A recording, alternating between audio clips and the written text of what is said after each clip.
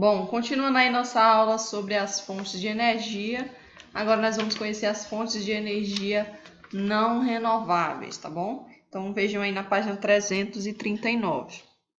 Uma fonte não renovável de energia é aquela que pode demorar milhares de anos para se renovar ou mesmo nunca se renovar. Dessa forma, é considerada uma fonte limitada de energia. Seu uso contínuo certamente fará com que se esgote completamente, né? Aí na página 339, ele traz uma figura mostrando uma das principais fontes não renováveis de energia que nós utilizamos, que são os combustíveis fósseis, tá bom? Então temos aqui, o gás, que a gente chama de gás natural. Temos aqui o que ele coloca como óleo cru. Temos o carvão mineral. Temos também, né, o óleo cru, que é o petróleo, né, que tanto é encontrado no ambiente terrestre, né, quanto no mar, né, no solo marítimo. Então, esses são processos que são utilizados para a exploração desses recursos não renováveis, tá bom? Temos aqui na página 340 a decomposição da matéria orgânica, animal ou vegetal de milhões de anos atrás deu origem às fontes não renováveis de energia. Essa matéria orgânica sofreu grandes transformações químicas sob alta pressão e alta temperatura, gerando diversos produtos. As condições nas quais a decomposição ocorreu e a origem da matéria orgânica levaram à formação de diferentes produtos, como o carvão mineral, o petróleo, o gás natural e etc.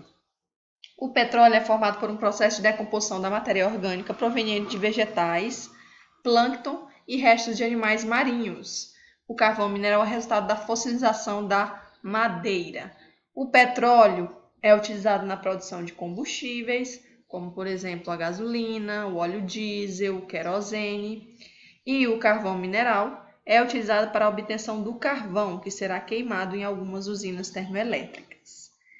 Já o gás natural, né, é um material composto de uma mistura de gases e pode ser encontrado junto às jazidas de petróleo. Tem basicamente a mesma origem do petróleo e é formado pela mistura dos gases metano e etano. Também é utilizado como combustível de automóveis e vendidos como gás natural volátil, que é o GNV, tá bom? Aí na página 340 tem um jogo rápido, vocês já podem também responder esse jogo rápido, certo? E aí, para finalizar a unidade, nós vamos aqui estudar na página 40 um pouco, falar um pouco, debater um pouco sobre o consumo consciente de energia elétrica.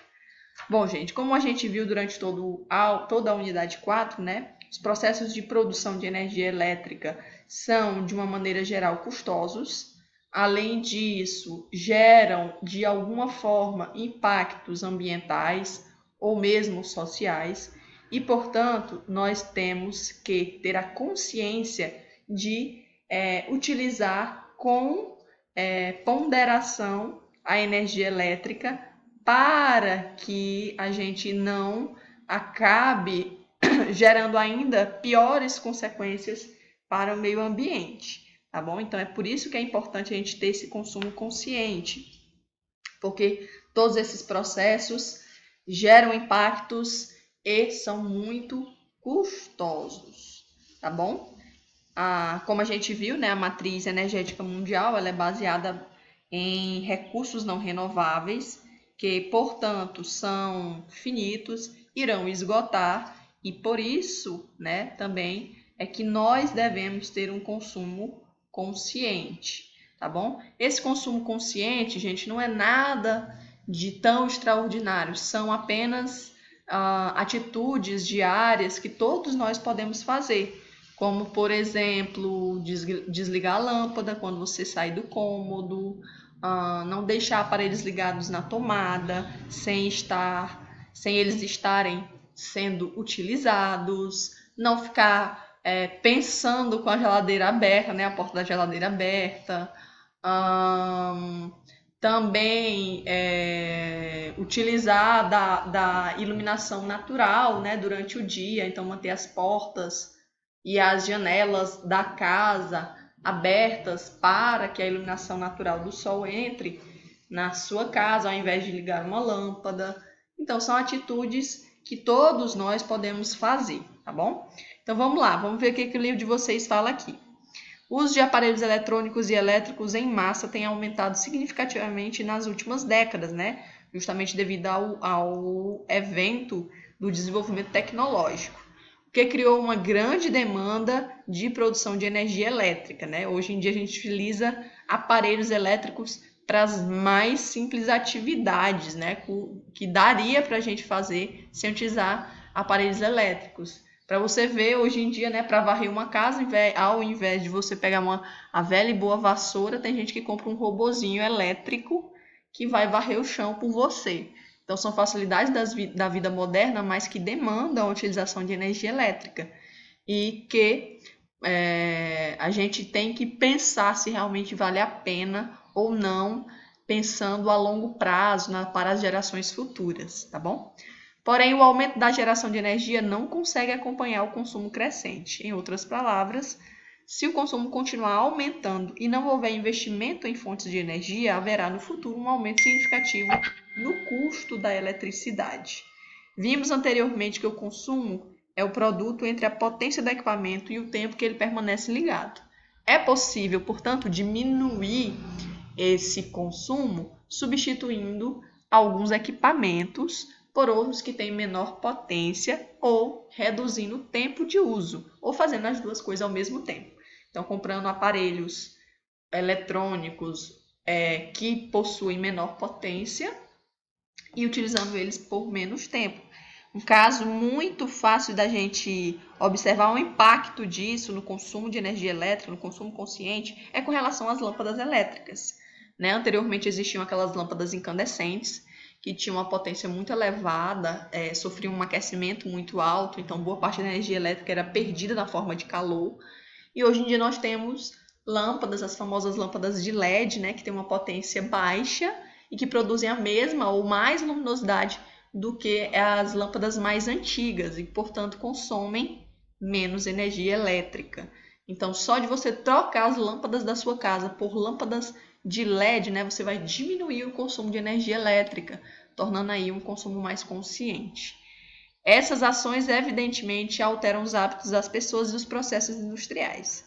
Por exemplo, podemos construir casas ou edifícios que aproveitem cada vez mais a luz natural em substituição à luz elétrica. Verdade, né? Isso é uma tendência, na verdade, né? As famosas casas ecológicas, né? Que utilizam menos os recursos energéticos do nosso planeta. Tá bom? Da mesma maneira, já existem tecnologias e estudos de engenharia e arquitetura para que os prédios sejam construídos de modo a aproveitar a ventilação, diminuindo assim a necessidade de refrigeração artificial. Em nosso cotidiano, podemos colaborar e muito para a redução do consumo se tomarmos algumas atitudes conscientes com relação ao uso de energia elétrica. Aí na página 341 tem é verdade, tá bom? Tem assim, ó. As linhas de transmissão, fios de alta tensão de energia elétrica, perdem parte da eletricidade produzida nas usinas hidrelétricas ou termoelétricas em virtude do efeito Joule, que é aquele efeito, né, de passagem da corrente elétrica que gera calor, tá bom? Ou seja, a energia elétrica é transformada em energia térmica calor nos fios de alta tensão, pois estes apresentam propriedades de resistores.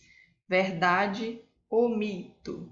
Gente, pura verdade, né? Boa parte da corrente elétrica é perdida nos próprios fios condutores por causa do efeito Joule, né? Quer queira ou não, os fios condutores são feitos de metais que, com a passagem da corrente elétrica, sofrem o efeito Joule, certo? E são aquecidos. Então, boa parte da energia elétrica é perdida na forma de calor durante a transmissão. Estima-se, né, que cerca de 20% dessa energia elétrica seja perdida na forma de calor. Aí na página 341 tem um para que serve, né, sobre as bandeiras tarifárias. A gente já viu aí um pouco sobre as bandeiras tarifárias, você pode ler aí esse box para se inteirar mais, né? E lembrar aí sobre as bandeiras tarifárias, bandeira verde, amarela e vermelha. Gente, então, finalizamos aqui a unidade 4 do livro de vocês. Então, vocês já podem realizar as atividades da unidade. Assim que realizarem as atividades, podem entregar para mim, tá bom? Na próxima aula, a gente vai fazer uma correção das dúvidas que vocês têm sobre as atividades da unidade 4 e o para finalizar, como forma de revisão, para que a gente faça a nossa avaliação bimestral já do terceiro bimestre. Tá ok? Beijos e até a próxima aula.